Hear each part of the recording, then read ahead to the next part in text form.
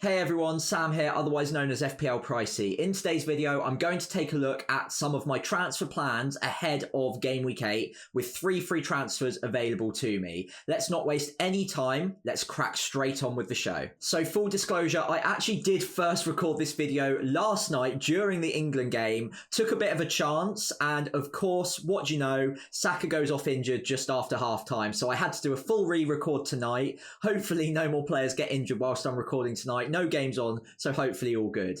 If that is worth an extra like to you, that would be very, very appreciated. I'm aiming for 100 likes on this video. It might not seem like a lot, but to me, at my channel size, that's absolutely massive for me. So please do feel free to leave a like. That would be massively appreciated. First off, I wanted to take a quick look at my Game Week 7 score because, of course, that will colour my opinion and the transfers available to me ahead of Game Week 8. 56 points, not a bad game week by all standards. Of course, I wish I captained Saka now, but I still like the logic I used to captain Haaland. I don't think it was the worst decision, just a poor outcome. And of course, Saka was a great captaincy option too. 56 points though, took about 500k off of my overall rank, up to 1.5 million just inside. So not a great start, but I've got 3 free transfers in the bank and I'm still fairly happy with how I'm set up moving forwards, with a couple of key names that I think I might be looking to move on. One of which is going to, of course, be Luis Diaz, who I got the early team news leak, or I saw it in time to bench him, knowing that he was going to be benched in the early kickoff against Bournemouth. So 1 point from him, brought on Calvert-Lewin, didn't really get much out of him either, and he's probably another player that I could look at moving on in the next few, although his fixtures are not so bad.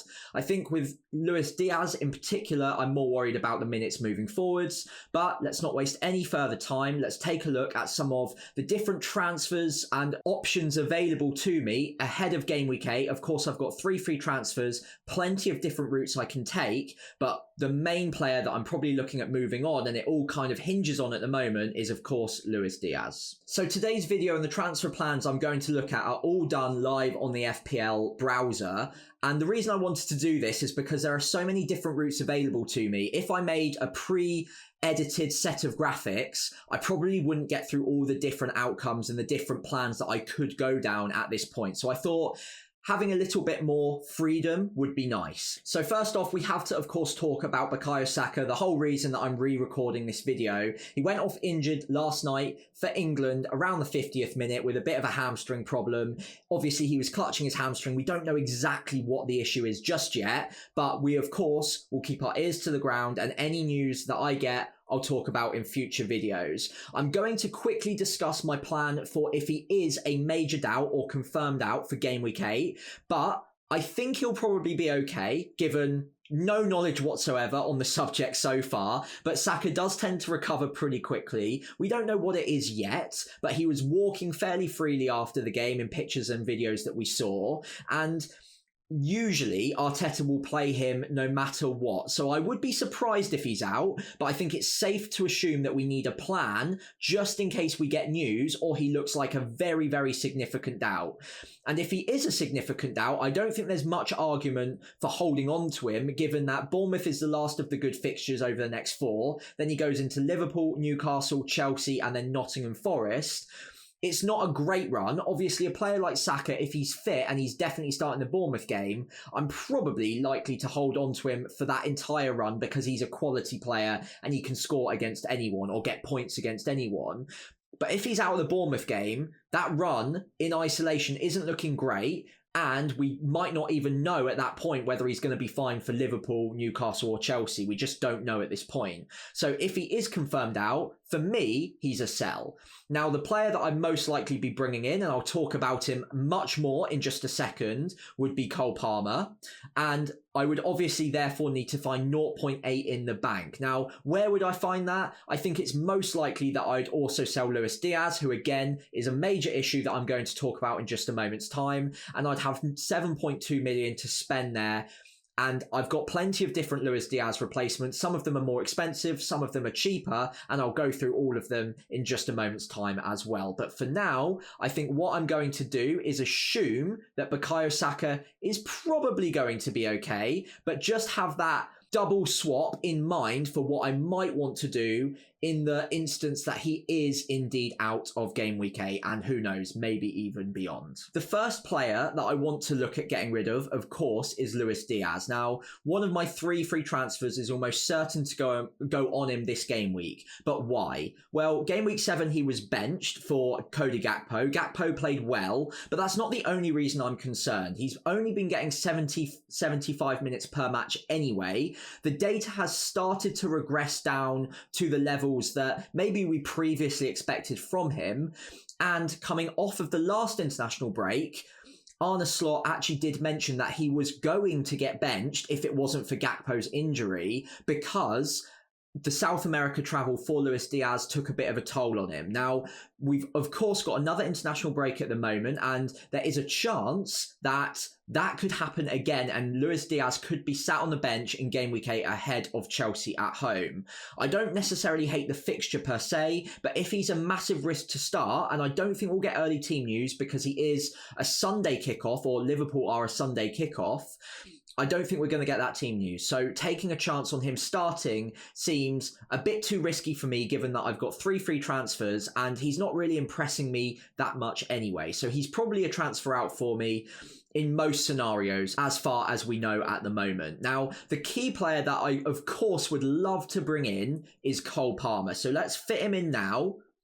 But of course, that leaves a bit of a budget issue in my squad. 2.8 to find still. Luckily, I do have those other 2 free transfers, so I can use them to find that extra budget, and I'll start discussing that first. But first off, why am I so keen on Cole Palmer, especially when he's got Liverpool away from home first?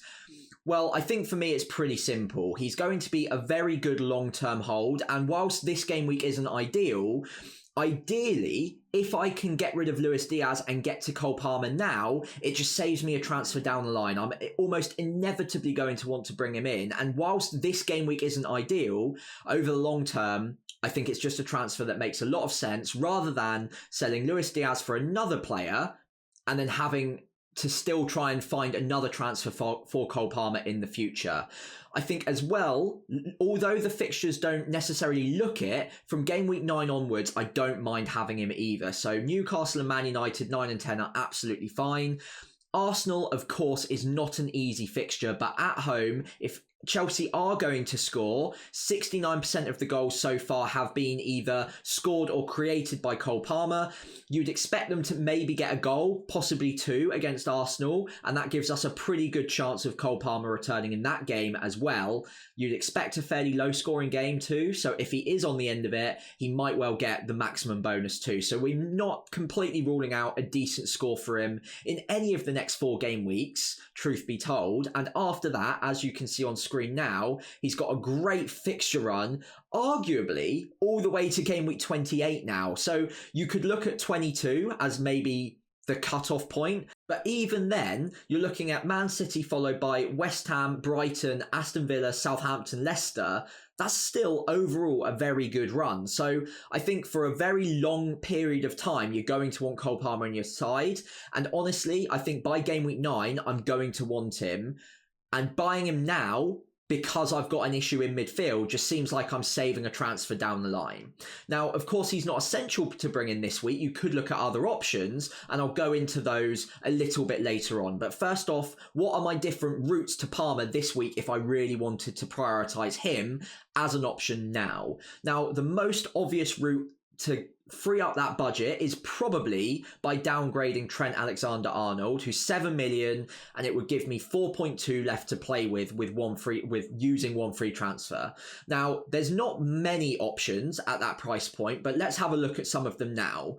The 2 that stand out to me are Wout Faes at 4.1, started for Belgium in the international break and has a really good run of fixtures all the way through to game week 17. So you can play him in almost any of those. I think the 2 that you'd probably not want to play him necessarily are probably Man United and Chelsea in the next 8 or 9. Everything else, you can probably play him. And even game week 17 at home to Wolves, absolutely fine. So whilst he's a budget defender and Leicester's data defensively isn't very good, 2.14 XGC per 90, I still don't mind bringing him in, especially if you have a bit of a rotation in your back five. Now, I've got Gabriel, Mykolenko, Greaves, and Lewis.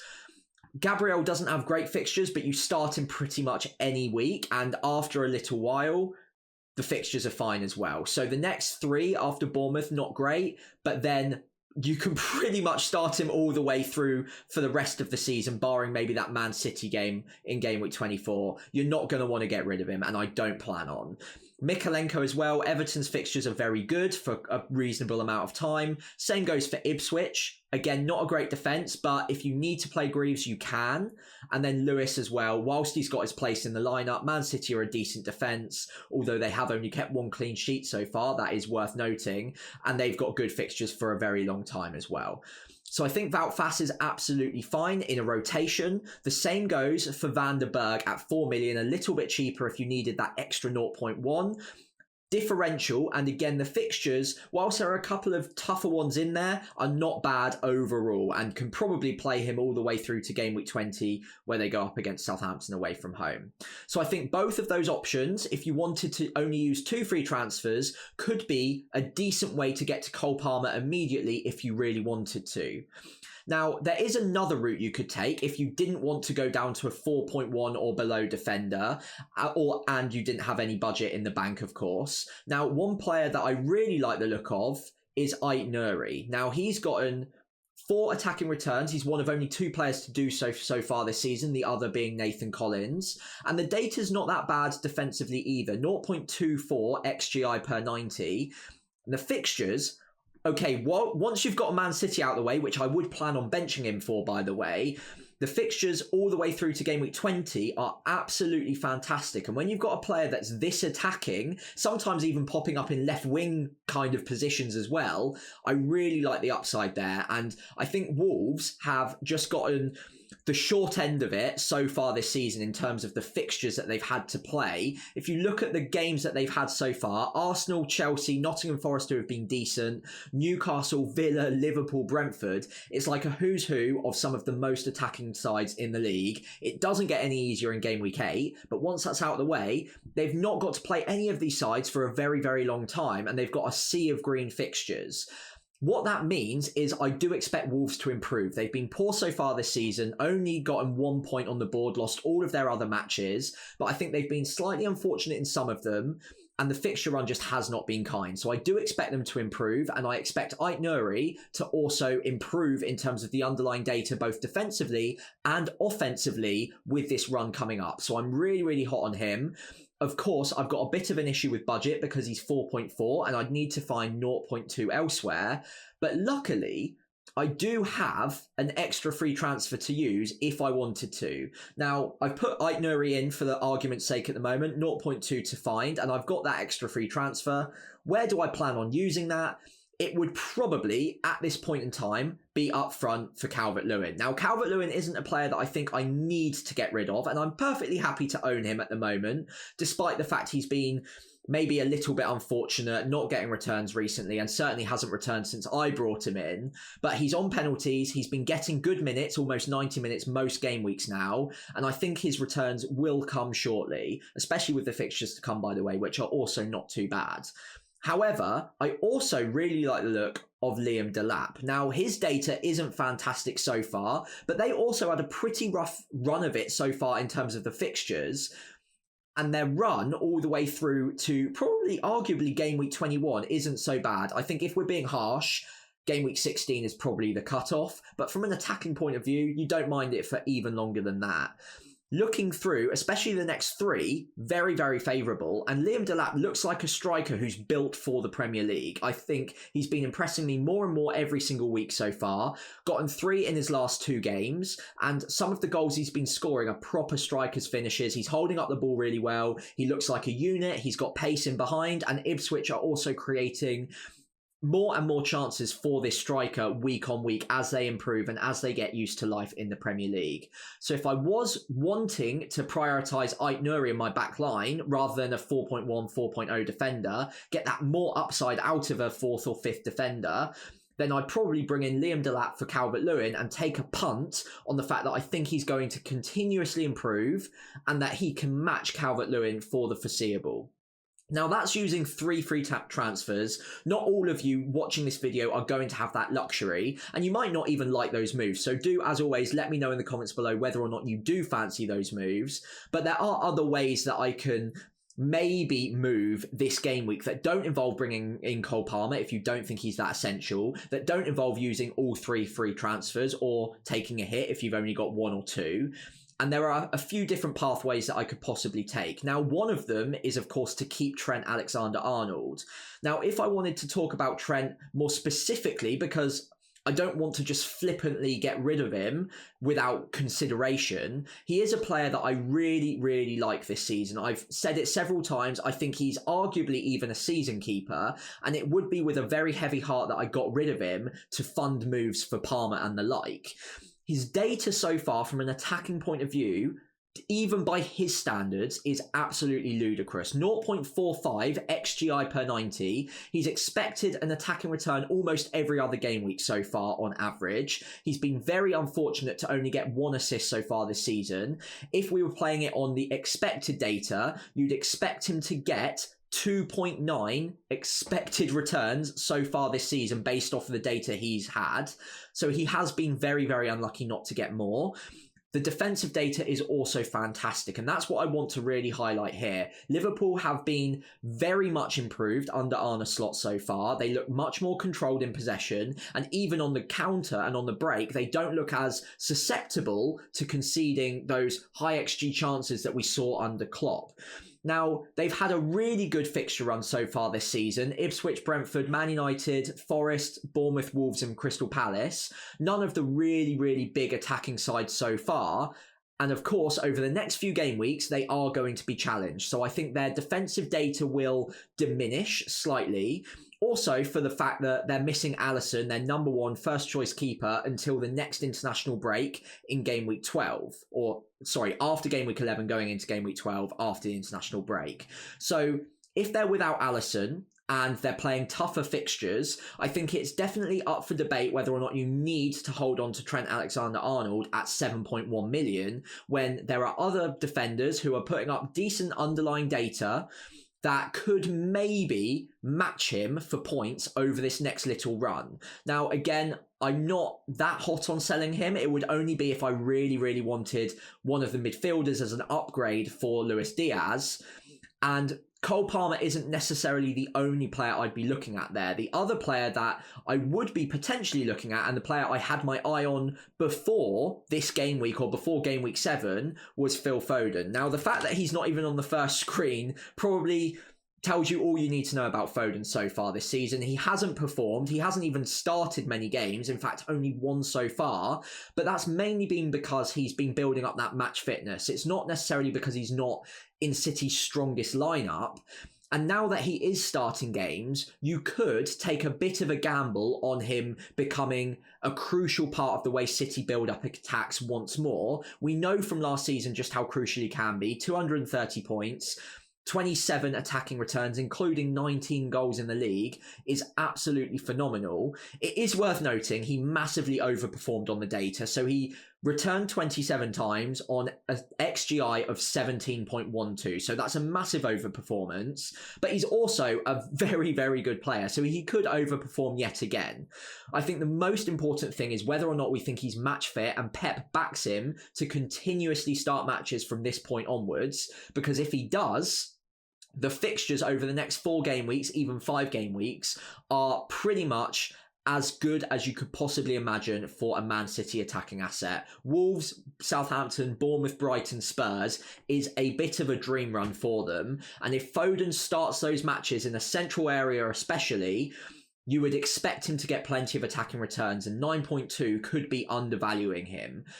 I think the risk with him at the moment is that you're filling up quite a lot of budget, a pretty premium asset as well, and you're taking a gamble on him actually starting the games and being as good as he was last season from the off. And if you are willing to take that gamble, the upside is definitely there.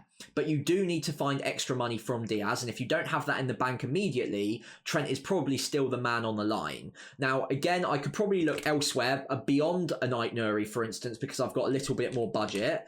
And the player that I'd probably look at bringing in alongside Foden would be Pedro Porro, who himself has good underlying attacking data, although actually not as good as Ait-Nouri so far this season, but is in a superior side who have been better defensively this season, and their fixture run for a very long time is also very good. And I think out of all of the defenders, if you wanted to back one of them to match Trent from an attacking point of view over a fairly long period of time, Pedro Porro would probably be the go-to man. We know what he can do in the league, having seen it last season under Ange's leadership as well. So I do like Pedro Porro, and this is a double swap that I could potentially look at making. Now, if you didn't want Foden, and you didn't want necessarily to get rid of Alexander-Arnold if you had him in your side, and that is definitely a consideration that I'm making, by the way, as well. If I wanted to just make one move, Luis Diaz does have other options that I can downgrade him for because I've only got exact money in the bank. I can't just upgrade him to Foden or Palmer without making other moves. There are other players that I can look at. And the two players that really stand out for me at the moment are number one, Brennan Johnson. Now, 6.5 million, I think, is incredible value for money. Historically, I haven't really been that keen on him because he's not locked into start matches. And even when he did, he was getting brought off early, even up until fairly recently. Even in that Man United fixture, he was brought off on 75 minutes. I think that was more because Spurs had completely blown them away and they could rest him more than anything else.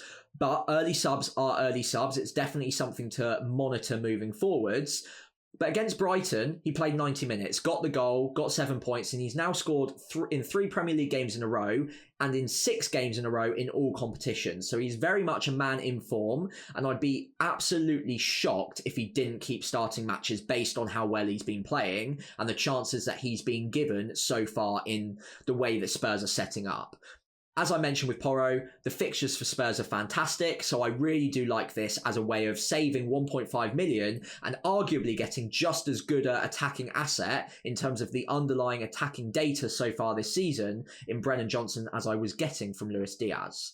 Now, the other more outside pick would be Jarrod Bowen. Now, he's actually gotten 5 attacking returns so far this season. Not many people have been speaking about him much, but he just keeps ticking along nicely. We see it season after season. He just pops up with the odd goal, odd assist here or there, and when he does, he tends to get the bonus points as well. So he is on track again for another very respectable total in FPL this season. Lopetegui's a good manager. West Ham are going to come good eventually, and they've got maybe not amazing fixtures, but decent enough fixtures from an attacking point of view over the next 4.